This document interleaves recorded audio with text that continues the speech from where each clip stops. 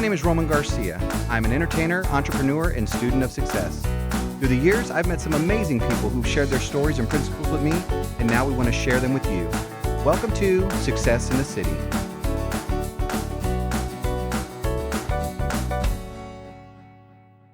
Good morning and happy Saturday to you. Peanuts, popcorn, nachos, who can say no to that? Nobody, especially if it's a Rico's product. And today we're talking to the CEO and he's going to tell us about all the delicious goodness waiting inside. Let's talk to him.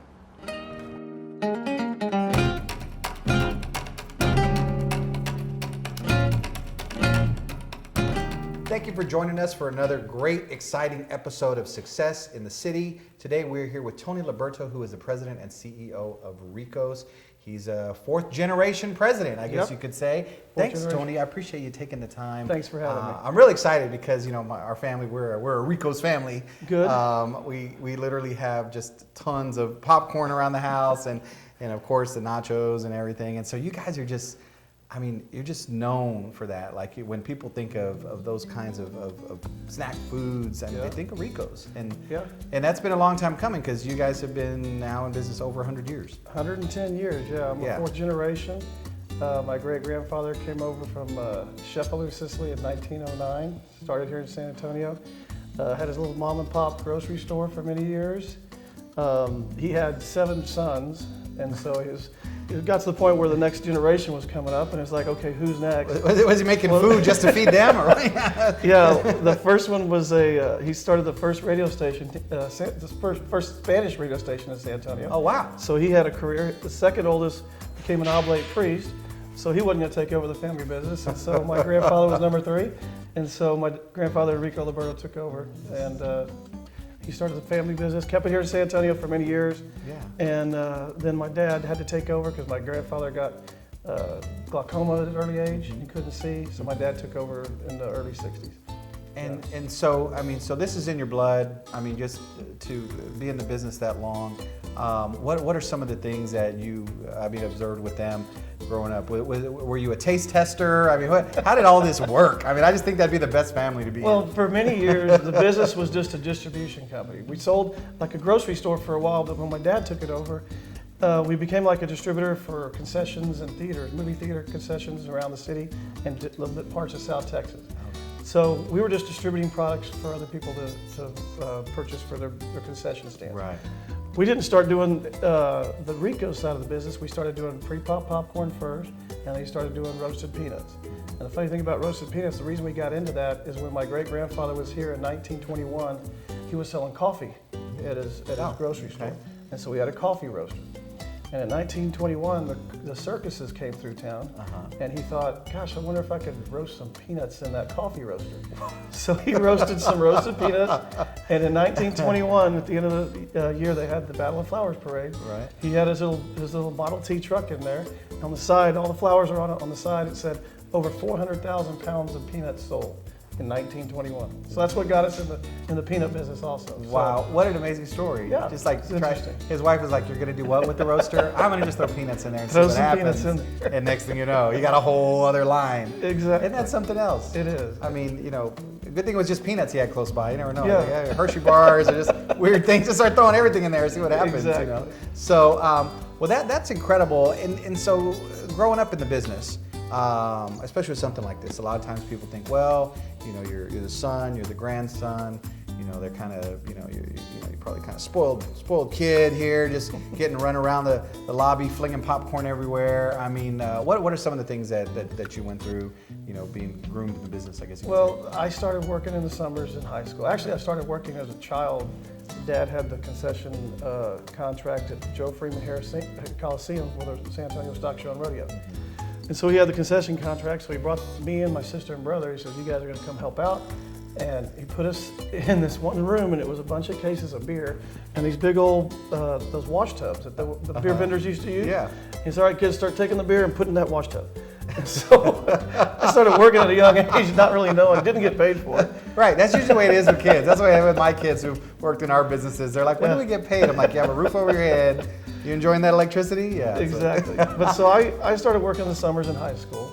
I was actually, when you're a young child and an athlete, you always aspire to be a professional athlete. So Dad always said, what are you gonna do? I said, I'm gonna be an NBA basketball player. There you go. Well, I wasn't tall enough, I wasn't quick enough. So it ends up being, okay, I'm gonna start looking into taking. Okay, maybe I'll sell peanuts at the basketball game. There's a switch, yeah. So I started working in the summers, and yeah, working for Dad. He was an only child, by the way. He was not going to let that silver spoon attitude get into my mouth. He was on me. He had me reporting to different people, and every one of those people that I reported to, I know he told them, be harder on him than anybody else that reports to you.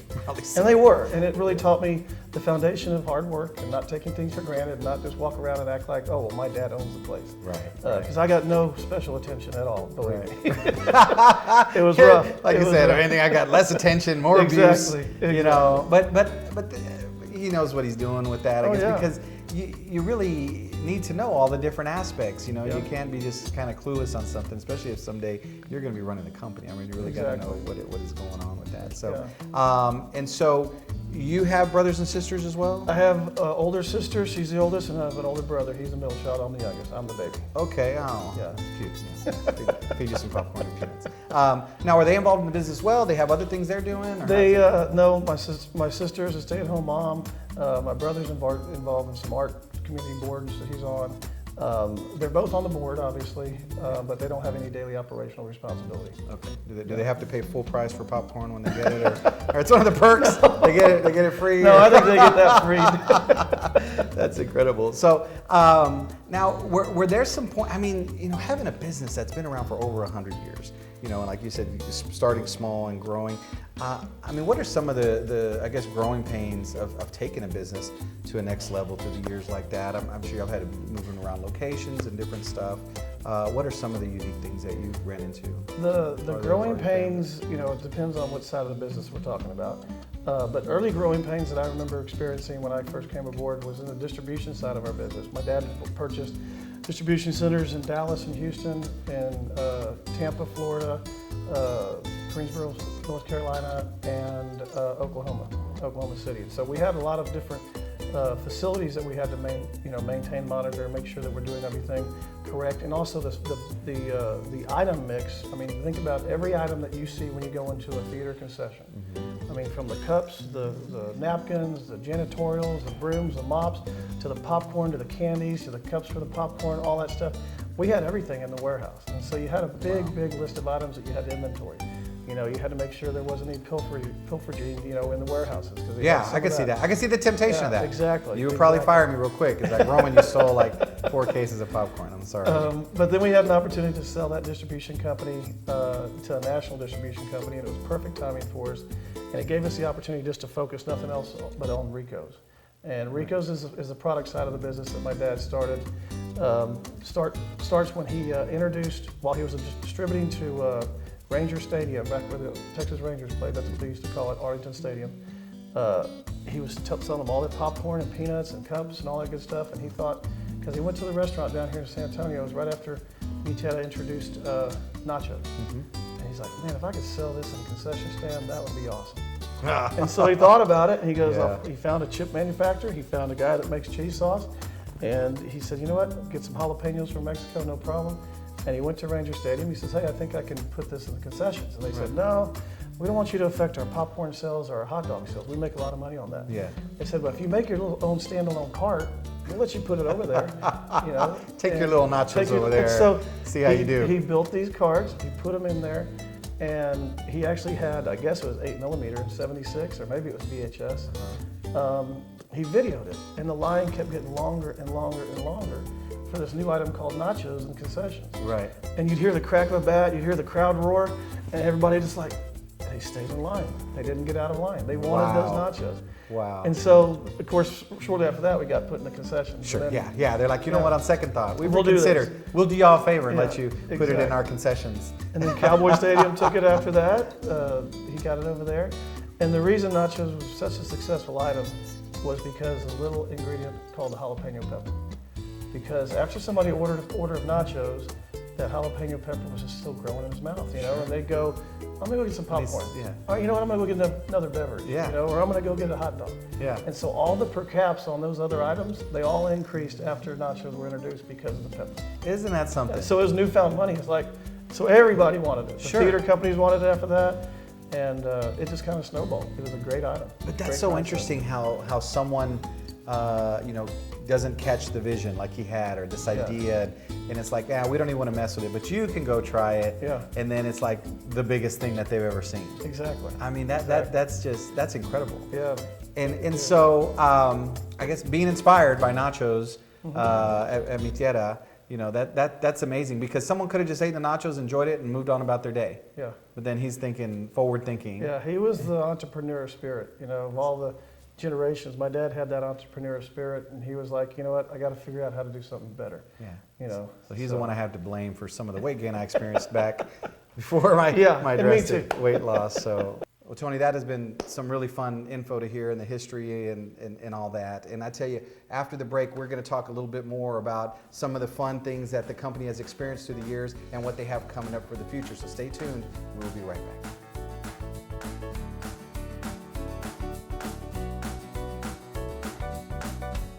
Bridal Connection at Stone Oak will help you find your perfect dress for your perfect day. Consistently voted bridal favorite by San Antonio Weddings magazine, Bridal Connection offers amazing high-end designs without high-end pricing. Located on the 1604 Access Road between Highway 281 and Stone Oak, or online at bridalconnectionsa.com. Call 210-967-4696 to set your appointment today. Bridal Connection at Stone Oak, your perfect dress for your perfect day. 967-4696.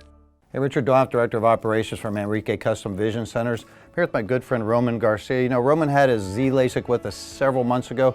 There's a lot of teachers there. Roman, tell them a little bit about your experience for the other teachers. I tell you what, it was so convenient to be able to come in, get stuff done quickly, affordably, which was huge. I've got a lot of kids, and you know, of course, cost is always a concern, but I tell you what, Manrique made it super affordable to get my perfect vision back. Make Manrique your first and last stop if you're looking at LASIK.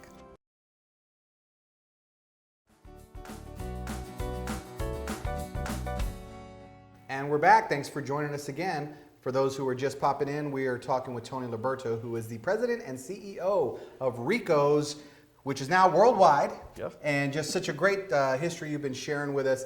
And you've got your Rico's Museum in here, which is incredible. It's got a lot of the history and artifacts, I guess. Yep. You can call them that if they're 100 years old. Yeah. But I noticed this, and I was a little confused. So please explain what I'm looking at. All right. So Dad, he was always ahead of his time. He was a visionary, and he knew that concession nacho sales needed some type of a control, right?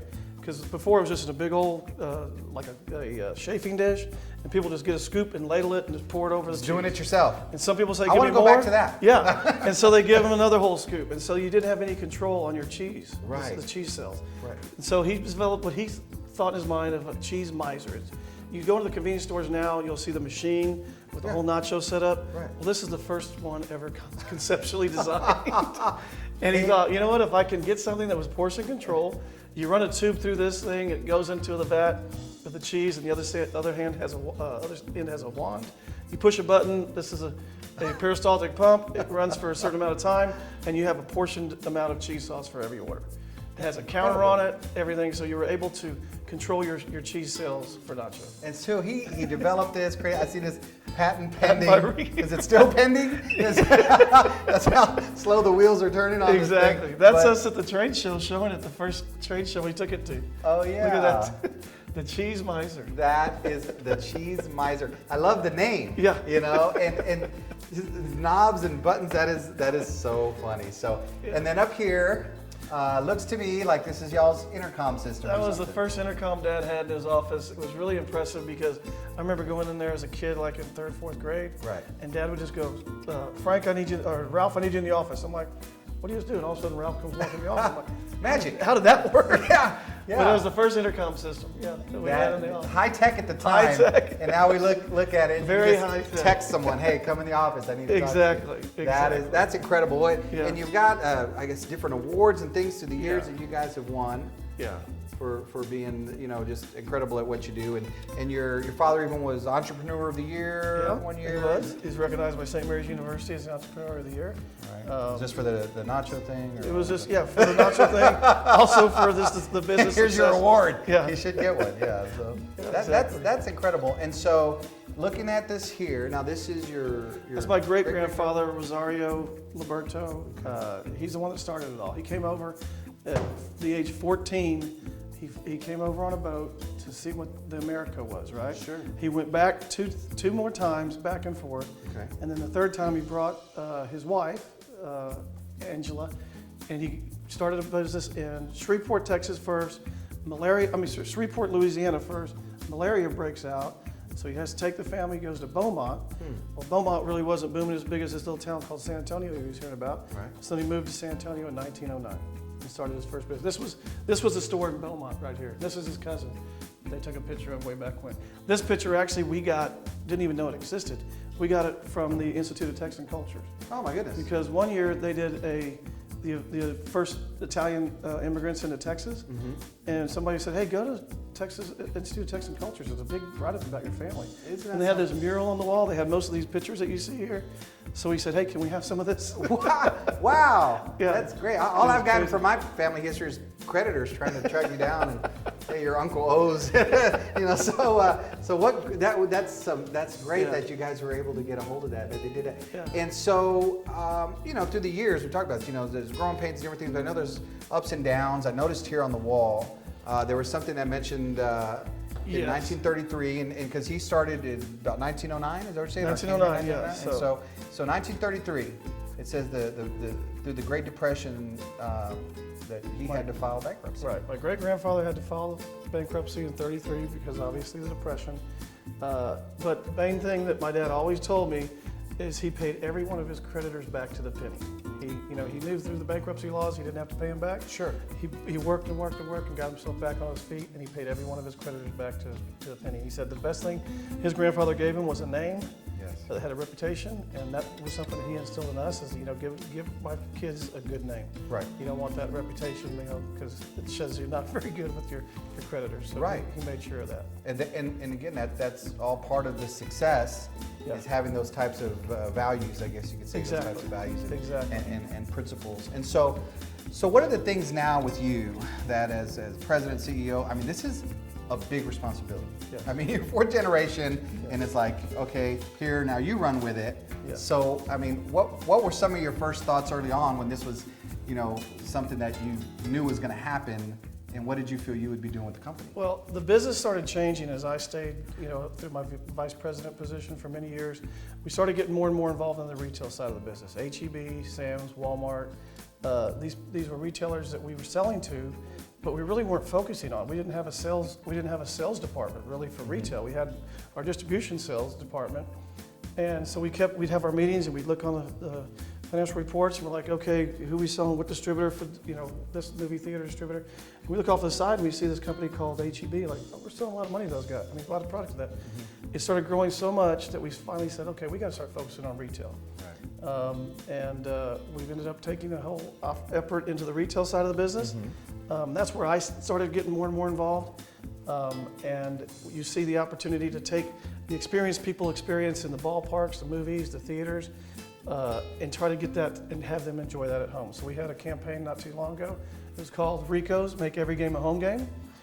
So you can, if you don't have the money or if you don't have the time, or can't get everybody together to go to one of these ball games, which is expensive these days. Sure. The movie theater, because of course those are getting expensive these days. You can go buy our product at retail outlets like H-E-B, Sam's, Costco, Walmart, and enjoy all of this at home. Experience and watch it at on home. the phone. Yeah. How great. Yeah. I think to have the Rico's experience anywhere is probably pretty good. Yeah, I won't turn down that any day of the week. And so, well, you seem to have such a great culture here. Everybody seems to really be like Team Rico, and that's what you want. And so that's one of the things I feel is my biggest responsibility is provide a culture that people want to come to work. Right. You have people that wake up in the morning, they go, shoot, I got to go to work. Right. I want to instill a culture here at Rico's, and I believe we have it. Right. I call it our family business. I tell everybody I feel like your family.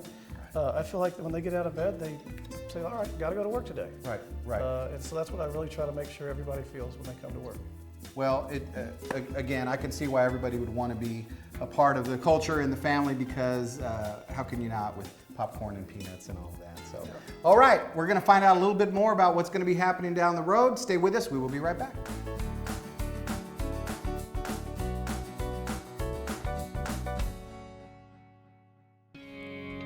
Coffee Chinado, fresh, aromatic, delicious.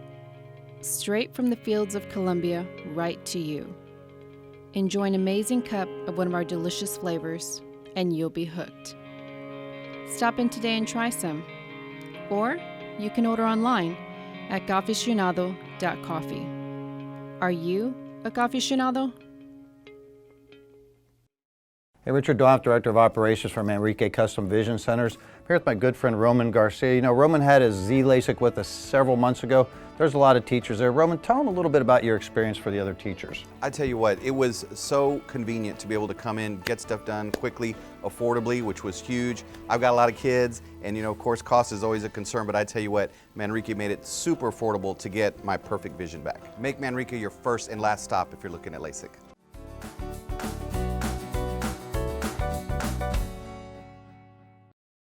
Welcome back. For those just joining us, we are talking to Tony Liberto, who is the president and CEO of Ricos, and you've been sharing some great information, Tony. I appreciate that.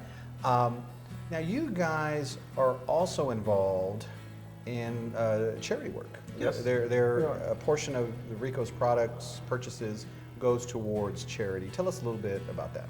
Sure. We do get requests to help out, and we try to do as much as we can for every charity that's out there. And we have participated in a lot, but the one that we've picked as our charity of choice is JDRF, Junior Diabetes Research Foundation. My mom got diagnosed with diabetes as an adult when she was 50 years old. And so she kind of, dealt with that. You say battle, it really is, it's kind of a struggle, I guess is the best way to experience it, with diabetes for, her later years in life. So she really committed herself to saying, hey, let's join this foundation, let's be part of it. She was part of the board, she chaired a few of their galas. So yeah, that's the charity that we really like to focus, mainly on. Not that we're not, open to helping out others, but that's the one that we focus on the most. And y'all have given, at this point, quite a bit. I mean, like, something like over $1 million. Yes, we have, and it's something, like I say, and we're getting so close to a cure. And every dollar we try to donate to the organization, we want it to go to research, because there's a lot of other events that they have, that they host, that do require donations and stuff. But we try to make sure that most of our donations go to research, because we're getting so close to getting a cure for that disease. Right, and that's the thing, is it does take money to do that, and that's the other great thing about being a successful business, is that it allows you to serve. It allows you to serve the community and to serve people, and I think sometimes people miss that aspect. They may look at a business and just see, wow, they're doing really well, and they've got this, and the CEO drives a nice car, or whatever it may be. I don't know what you drive, but I'm assuming Suburban. I'm assuming it's right, right. Assuming it's got 4 good tires, at least that. So, but yeah, I mean, the fact that a business succeeds and then is in a position to help is always great to hear. Yes, I'm always honored when people call and ask. I mean, some people are like, oh, I don't want to bother you. And well, look, this is an honor that you guys see us as a family company that's known for our charitable contributions. Right. Sometimes we can say yes, and sometimes we have to say maybe not this year, maybe next year. Right. That's exactly right. Yeah, because you want to help everybody. Yeah, but exactly. The thing is that I've always felt that part of a success, or for an individual, for a business, is the fact that having that servant's heart, wanting to help. You give and you receive. You don't do it to receive, but it's just the way it works. It's, I think, one of the major principles that helps people. So that's incredible. Now again, y'all are known for obviously the nachos, the cheese. Yep. That just give me a can and a spoon. I don't even need the chips. Just give me the cheese, and the peanuts, the popcorn, and all that. But are there some new things down the road that y'all are looking to get into, that you're kind of moving to, that people can look forward to? We are. We've got a product launch in early 2020. It's a new type of a cheese sauce. We're calling it Queso Pronto. And it even says right on the lid, in queso emergency. I already like where this is going. Yeah, I want queso my queso pronto, and I want it fast. and it says on the lid, in queso emergency, remove lid. So it's That gonna be, is the best. It's going to be a cheese sauce that already has particulates in it, the tomatoes and the onions that you get out of the Rotel. This is already going to have it in it. It's going to be in a 15-ounce microwavable container. So you can just take it, put it in the microwave, pour it in a container. Your dip's ready for the party. You're speaking my language. That is great. That's you guys. If anything, you're forward thinking when it comes to the snacks and all that. So that's great. So is that something people can get retail? Yes, or? it's going to show up on the shelves at HEB in February of 2020. Okay. Yeah. Now, y'all also have on site where people can just come in and buy Rico's Yeah. products right here at your location. We have here our on own Presta. cash and carry store here on our building here. We have, a lot of the products that we sell in retail, we do sell them here in the cash and carry store. That's a presence for us to make sure that, the schools, the festivals, all that kind of stuff, they want to go buy some product over here, they can do it. We do a lot of donations out of that facility as well for those type of events. But we just want to have our product on the floor here in our home office. But we really like to say, buy our product at your local retailer. Sure, of course. But I like that you Yeah. give various points where people can get it in case of emergency or queso emergency. Queso emergency, remove it. That is so funny. Now, have you had people, nowadays the was like Uber Eats, all that's so popular. Have you had anybody that says, hey, I'm sending over Favor or Uber Eats to pick up some Ricos? I don't believe we've had any that's come near It's the coming. office yet. It I might can be. guarantee, especially I know now- you can get our product online on the HEB app. Yeah. And I think we're also on the Amazon app. So if you want to buy our product online, you can get it through those different apps. But One way they or haven't another. called us to come and pick it up Yeah, yet. I think once people put two and two together, you're going to start getting some of those. Yeah, so that's great. Well, Tony, so I guess if there's any, I don't say parting words, but last few things that you would say for someone watching who has thought of starting a business or even something, like they said, they've got a little product or a great food idea or an invention or a cheese miser or whatever it may be. What is something you would share with them, if they're in that position? Yeah, my dad had a real simple business philosophy that he's instilled in me. And he never claims that he's the one that created the philosophy, but it always worked in business. He said, do unto others as you would have them do unto you. And that works in so many ways of life, obviously, but it works in business just as well. Yes. And that's the philosophy that I've got instilled in me. And so I think it's part of our success. I mean, treat people the way you feel like they want to be treated. Right. And they'll come back. And so that's what we try to do all the time. That's a great one. That's a Yeah. great one. And you said your great grandfather wanted to leave you guys a solid name, a good reputation, and I think he did a great job of that. He did. And I think you're doing a great job of carrying it on. And so we look forward to, like I said, another 100 years of Rico's. I look forward to this queso thing, and it's just like, oh my God! If you guys could set me up with a case of that, I'll get it over a there. case of the queso, case of emergency, that would be great. So, Sure. But thank you, Tony. We appreciate your time. Thank you. And Appreciate being here.